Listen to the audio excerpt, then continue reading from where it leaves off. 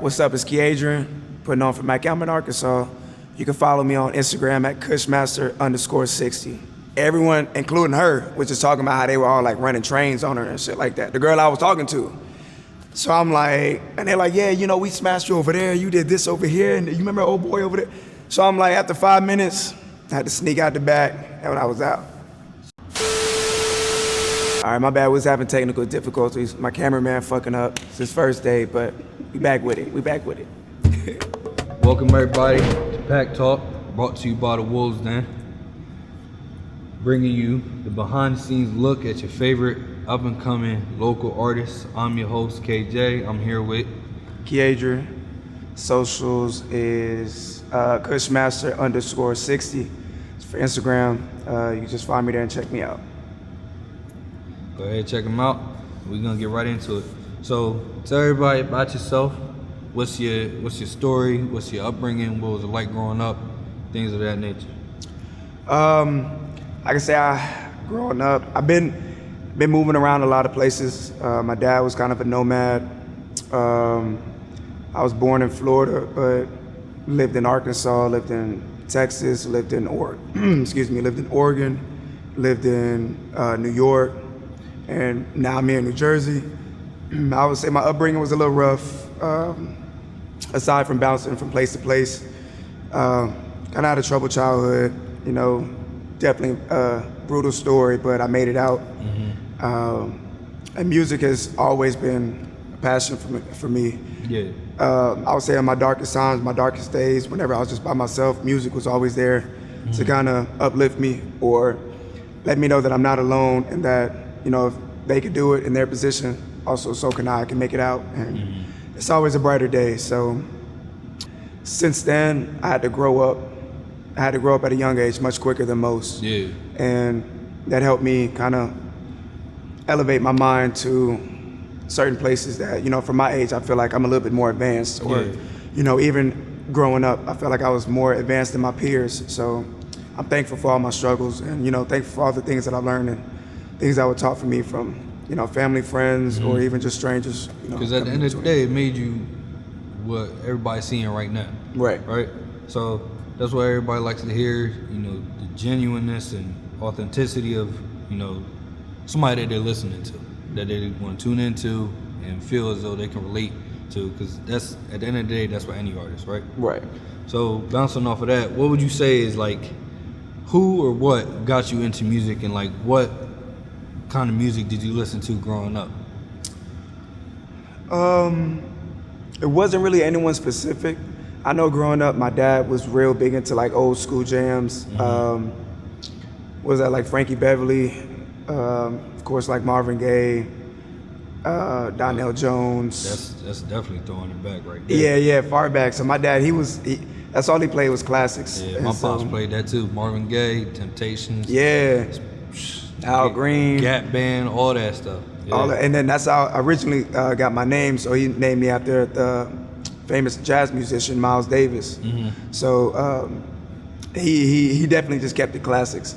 And you know, I feel like the music back then had more of a message, definitely to where we could relate. You know, they told stories. They told, you know, they put their soul onto the record. So growing up, I paid very close attention to the lyrics because, aside from the sound, I want to relate. I want to know that, you know, I want to have a connection to the music, not just, you know, just for dancing, but also to feel like, you know, man, they know so much about me. Yeah. And invest more into the artist, into the sound as well. I got you.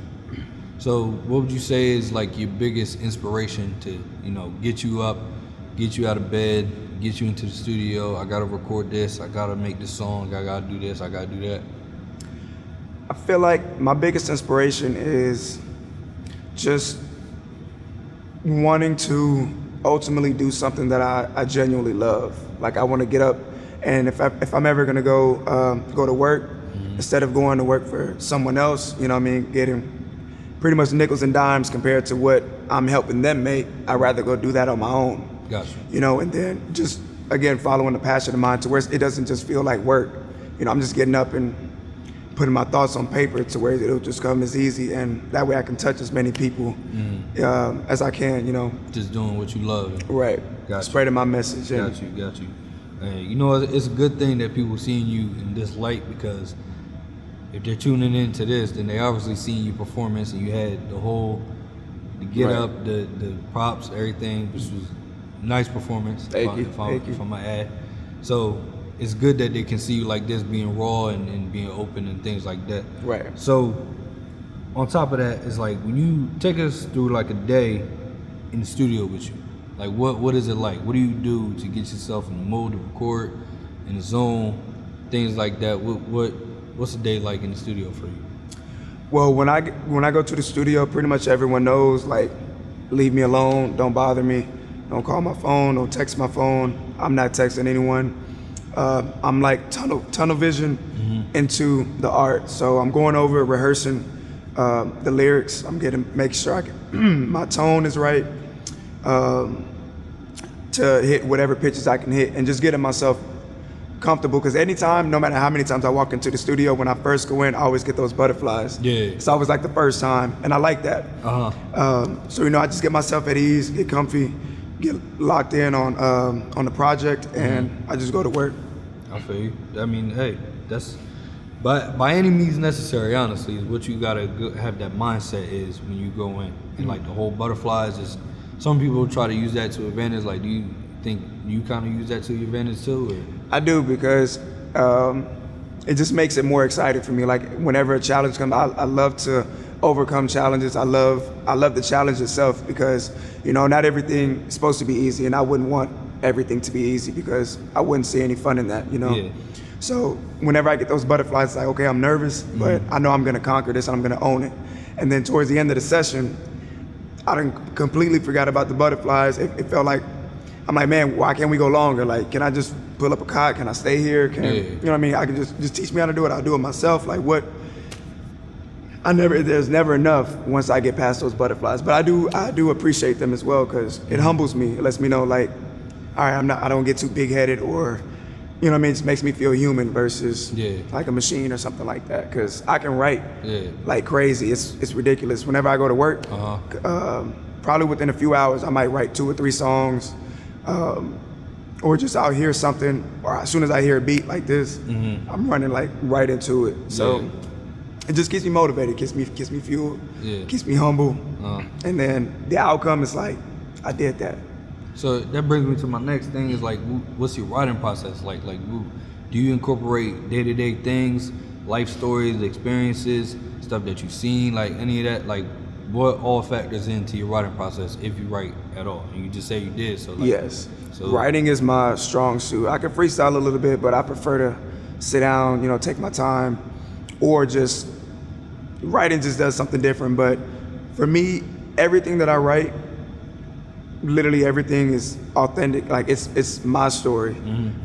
So it just makes it that much easier. So I'll go in and write. Like I said, usually I'm at work. I'm at work because I have a full-time job. So I'm working. I'll take a couple seconds, and probably within 30 minutes to an hour, I'll either have the entire song done or half the song done. Then I'll take another 30 minutes and then complete it. Gotcha. So my writing process is insanely quick, only because of how real the music is. If that makes sense. So like, it's already up here, you just got to put pen to paper, and then boom. Pen and paper. And for me, the easiest process is whenever I find a beat that I like, because I'm very picky on a lot of things. So soon as I find that beat, like, the beat speaks to me. So it's like, I already know what the hook is going to be, I already know what I'm going to talk about, and it just flows. So now it's on, like, how can I make this more, how can I make it not, so it's already authentic, but how can I make it pop more? Like, how can I make it sound, what can I say instead of this word to make it more extra or more eye-popping? You know what I mean? So that's pretty much it. But the writing is real. It's real easy. I had to tell myself to slow down a little bit, because it was just coming so quick, and I was just stuck in that writing mode. So I'm like, all right, let me take a step back and focus on some videos, focus on et cetera, et cetera. So going off of that, is like, so because everything is so real, so authentic with you, and everything comes so quick with you, what can your fans expect from you, like, from this point on today? So after what they heard in the showcase, what they're hearing you saying now, on to the future, like, what's that like? What, you got anything in the works? You got a project coming, features, anything? So I'm in the process of working with a couple other artists that I've just come in contact with probably a couple days ago. And as far as project goes, I want to start trying to work on an EP, maybe like 4 or 5 songs, just to start sending out to different places to, to build my audience up, to just build my entirety up as a whole. But for now, I'm just focusing on singles as well. So I have maybe 15 singles that I have to go and record, already written and done. And I'm continuously writing every day. So I have probably like 3 or 4 that are halfway finished. I might have started a couple days ago. I've also got some music with my sister for sure. So that's another feature right there. That's dope. Recording with family members. Oh yeah. And I feel like it just runs in the blood. So, cause she's also the one that was in the video earlier as well with the Reaper. That was my sister. So we have one song that we did, but it was just kind of a little freebie. It's kind of just to play around with. Yeah. And we did really good on that. It was my first time doing Spanish, but so we want to continue with that as well. So I mean, so you trying to tap into a whole different genre market? Everything. Like I'm trying to. For me, it's like I listen to all kind of music. I don't discriminate at all in any area. So, and also I like to hear different sounds, and I like to put out different sounds.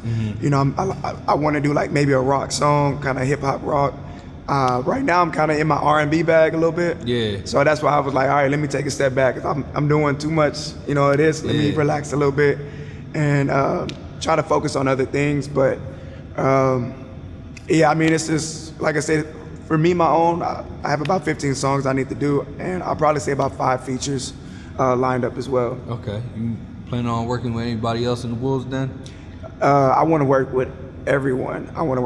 They're all talented. They're all have their own unique style and sound, and you could tell each of us has our own story to tell. And so I would love to, collaborate with that and build from there. But I'm definitely excited and definitely willing and hopeful to work with everyone. It's all a group. Everybody connected. Everybody love each other. It's all you can ask for. So, because you give so much to music, is what you got into, and telling everybody how your process is and everything. Because you're so dedicated to it, you put so much time in it, and things of that nature. Have you ever lost like any friendships, family members, relationships, or anything, like due to so much time going into it? I would say yes, because you have a lot of people who like to hang the club life, or just never can stay at home, or et cetera, et cetera. So for me, because I had to make trying to budget living my life, going to work full time and doing music, it was just no way it was gonna happen. You know what I mean? No way. So I did have to make some sacrifices going out. I had to stop hanging with certain people because they couldn't understand as far as what, it's more important for me as far as my future goes versus the now, and me spending money versus me trying to make money. Yeah. So I definitely had to, and it comes and it goes, and I've always been aware of the fact that I might be losing some people. And honestly, I lost a lot of people in my life. I had to cut off, people that were... bring a lot of hate to your music? Like, do you see it bring a lot of hate to your music, or you don't even pay attention to it? That I don't pay attention to it, because honestly, whenever I feel like, or I see like jealousy or hate or even envy, it kind of just fuels my fire more, because I know I'm doing something right. Yeah. You know what I mean? So it just makes me feel like, okay, with the hate, like, Drake said it best, jealousy is just love and hate at the same time. So I just embrace it, and I use that as fire to just keep going. I feel you. All right. So, just like with everybody else, you got any questions for him? Email the pod at the party. My bad. Email the pod at the Pack Talk Podcast at gmail.com, or leave them in the comments below. That concludes the interview. We're gonna move into a section called Alpha Questions, where the audience can get to know you as a person more so than an artist. But appreciate you sitting down, talking. Sir. Always good. Make sure you tune in to his music. Make sure you follow all his socials. very talented right here. Trust me when I say that. What's up, it's Keadrian, putting on for Mike. I'm in Arkansas. You can follow me on Instagram at Kushmaster_60. Sure to do that. So what's the worst date you ever been on? The worst date, man, this was back when I was back home in Arkansas. So this girl, I actually met her up on like this dating site. Weird, that was a red flag right there. But we drove around, whatever. We went back to her homegirl's crib, and so I guess there was some homies over there too. And pretty much the whole time we were over there, everyone, including her, was just talking about how they were all like running trains on her and shit like that. The girl I was talking to. So I'm like, and they're like, yeah, you know, we smashed you over there, you did this over here, and you remember old boy over there? So I'm like, after 5 minutes, I had to sneak out the back, and when I was out. All right, my bad, we was having technical difficulties. My cameraman fucking up. It's his first day, but we back with it, All right, so next question. You ever use the I'm a rapper card to get yourself some heads? Nah. I mean, it might have been a long time ago before I was even doing any music, because a lot of people say I look like a lot of people. Yeah. I always look like someone to someone, so if he was a rapper who I look like, I definitely roll with it. That's a different answer. Who are your top 5 of all time? Of all time? All right, so it's not in order, and I'm not gonna put Pac or Big in it because that's obvious. I'll say Jay for a fact. I'll put Wayne. I'll probably say Fabulous. That's Jadakiss. And I gotta put Drake in there. I'm a youngin', so I got to. You've been waiting for Drake. Yeah, got to. Everyone was waiting for Drake. And so what names did you come up with before the one you had currently? Honestly, when I was, probably like 15, I was going by like PRB. It was like just Puerto Rican black type shit I was putting on for my peeps. But that was pretty much it. I always, my special name was always my middle name. Like I wouldn't let anyone call me that. You had to be like certified for me to call me Keadrian. But so that's why I figure, okay, we can just roll with that from here. Gotcha. And what was the experience like Wolves Den today? It was crazy. I loved it. I loved every second. I love meeting new people, new artists, new talent. Because I'm kind of new to all this. So, you know, the videos, the interviews, stuff like that, like it's all new to me. So it's very exciting. It's a milestone. It's a milestone for sure in my journey that I always look back. I'll never forget this. And yeah, I'm excited for the future, for sure.